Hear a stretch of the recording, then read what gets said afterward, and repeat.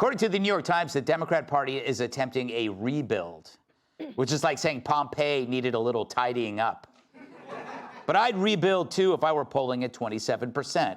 That's not even half of Jasmine Crockett's IQ. So what does their grand plan entail? Well, for one, reassessing how to speak to voters and listen to them. But I guess they finally realized dead people's votes can only get you so far. They're also answering the tough policy questions like, should we be stricter on immigration? Which is like Trey Gowdy asking, should I change barbers? Kind of looks like a ballpoint pen. But it wouldn't be a complete rebuild without facing their biggest hurdle, men. Men are leaving the party like it's a game of strip poker with the cast of 60 Minutes. So the Dems have come up with a new $20 million project, Speaking with American Men. Well, good luck there, kids. Dems look at your average straight dude like he's a raccoon overturning their garbage cans. A nuisance at best, and only weirdos let one into the house. But for us, we don't need a plan to understand men. Figuring out what a man is easy. Protect my family, stop crime, and let me do my job. There, I did it for free. So they can't answer what is a man any more than they can answer what is a woman, because they go hand in hand, literally and figuratively. And Dems see both roles as oppressive. So let's state the obvious. A man is a creature literally built to defend his loved ones. But for the Dems, that's oppressive because it implies weapons and boundaries that cannot be crossed. Meanwhile, all of their soft-on-crime legislation penalizes that innate drive.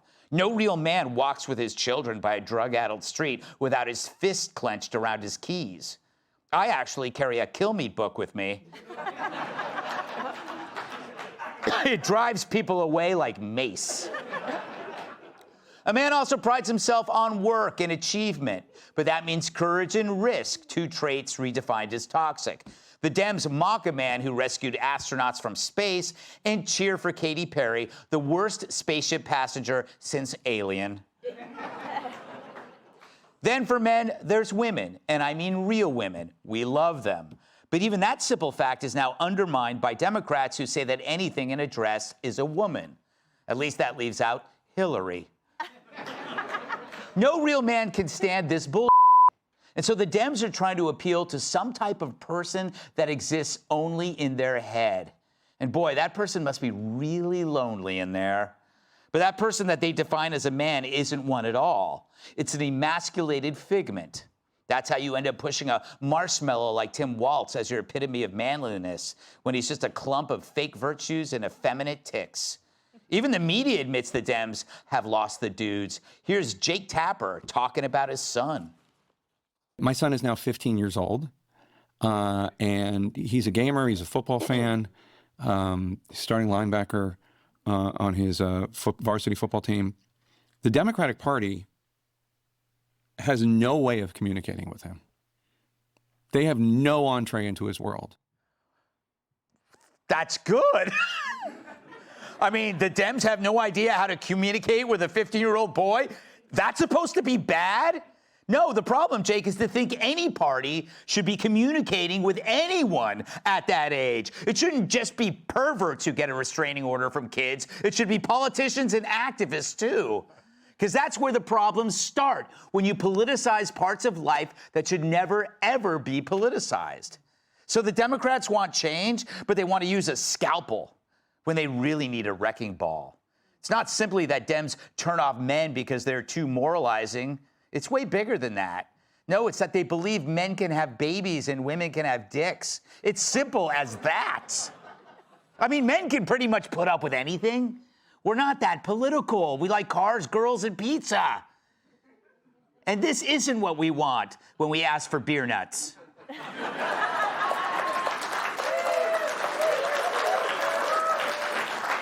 And when we sense that we aren't wanted, like at the Democratic Party, we'll leave. But there's a line you can't cross. It's with our families. And once you cross it, it's going to be you who has to move. The problem for you, the only direction, is down. Let's welcome... Yes! He He's almost as white as the hood he wears at his secret meetings. Fox News contributor Tom Shalhoub. She's armed with facts and sharp as tacks. Financial analyst Heather Sabaraga. He inspired the saying, if at first you don't succeed, try refrigerator repair. Comedian Adam Hunter. And finally, she drinks Red Bull to calm down. Outnumbered co-host Emily Cabano.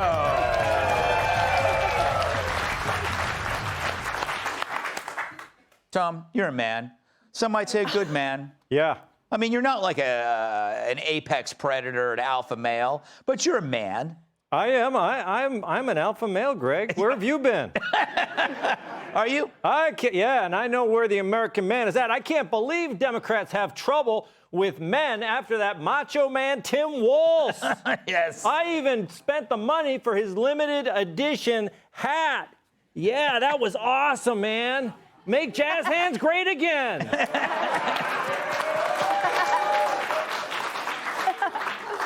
No, Democrats have been weenies ever since I've been a baby. I don't know where they act like this is a new problem for them. Let's go through the guys. McGovern, Jimmy Carter, Mondale, Dukakis. They've always been terrible. The only time they cracked into national politics was with two people, Bill Clinton and Barack Obama. Bill Clinton because he talked and acted like he was in a trailer park. And Barack Obama because white people voted for him because they would hope that people were going to shut up about race. Right. That didn't work. No, in fact, it got worse. It did. Yeah, and as usual, you blame the black man. Heather, I apologize for you sitting next to this brother in the Aryan Brotherhood. It's kind of interesting to me that the Dems want to ask guys what they think, but they're not gonna like the answers because they already don't like guys. Right. So you're looking for to solve the solution, like the New York Times, for example. They're running this series to try and figure out, you know, what we got wrong, what's going on with the rise of the GOP, but you can't figure it out with the same mentality that got you there in the first place. Yes. So how about, well, maybe not Tom, bring in working class, you know, hardworking, real macho men, you know, to get these solutions. And if you want to bring back voters, stop demonizing men. I mean, do you remember toxic masculinity? Yeah. Yes, we pointed that out. But if you think all men are inherently evil and bad, that's not how you're going to get the vote back. So spending $20 million on free. How about just stop bashing men, stop polarizing the country, and focus on the majority of the working class people? But here's the problem. Emily. She says stop bashing men. They don't see it that way. To them, this is an ideology, and that what they see through their prism of oppression is that everything's a relationship of power. So men oppress women, whites oppress blacks. They're not going to be able, if they can't get rid of that, men are gone. Which is also why they're viewing this through the lens of an anthropologist and a magnifying glass and a probe, rather than sitting down and actually talking with them. Remember during the prior administration, when they had to convene a council to ascertain about the shortage in baby formula. Like, well, why don't you just talk to parents? It's free. So I note, too, that in that article, in the same assessment that the New York Times is running, they said, voters are hungry for people to stand up for them. Yeah, no. That's why the number one answer when coming out of the primaries in the first state in Iowa for President Trump was that he stands up for people like me. And it is impossible, because it's so simple, it is impossible for these people who views men as truly subhuman, as a different specimen, a different, I have no idea what this is. They'll never get it right. They have men who claim to be women higher up on the pyramid of importance. Oh, of course, absolutely. That's the thing. And you know what? They're only forced to have real normal men as part of their equation now because of what happened. Yeah. If they weren't had their feet to the fire, they wouldn't even be spending $20 million on it to begin with. Yeah, if they won in spite of men leaving, they would be like, see you later. Adam, you're a guy, because I know you live in your car. Yes. A real man. And you use the same pot that you make your beans in that you then use to panhandle with. Yeah. No, I think you have to just, what I do now is I just lie. My friends are like, why are you so broke? And I'm like, I had a huge gambling problem.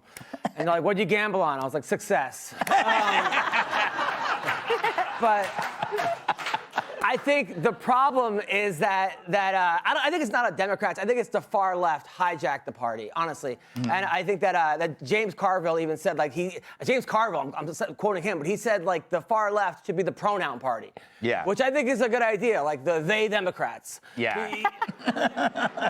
But I also think that, I think they need a real man to actually go there and speak for them, like Rosie O'Donnell. Who recently moved, Yes. she moved to Ireland. And Yes. she single-handedly destroyed the luck of the Irish. But whatever they do, they just need to stop blaming Trump, because everything is just Trump, Trump, Trump. Like, I mean, they're blaming him for the $400 million jet. And like, I mean, what do you want him to do? If he didn't keep it, it would be the biggest waste of money on a jet since Aaron Rodgers.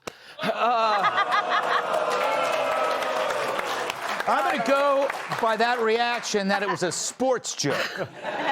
Aaron Rodgers plays for the Jets. Yeah, well, he used to, and then he left. Oh, all right. Okay. Greg thought he was in West Side Story. Yes. When you're a jet all the way. No, I thought Aaron Rodgers played Joni in Happy Days. What am I talking about? Anyway, we're done here. Hey, Sean Hannity here. Hey, click here to subscribe to Fox News YouTube page and catch our hottest interviews and most compelling analysis. You will not get it anywhere else.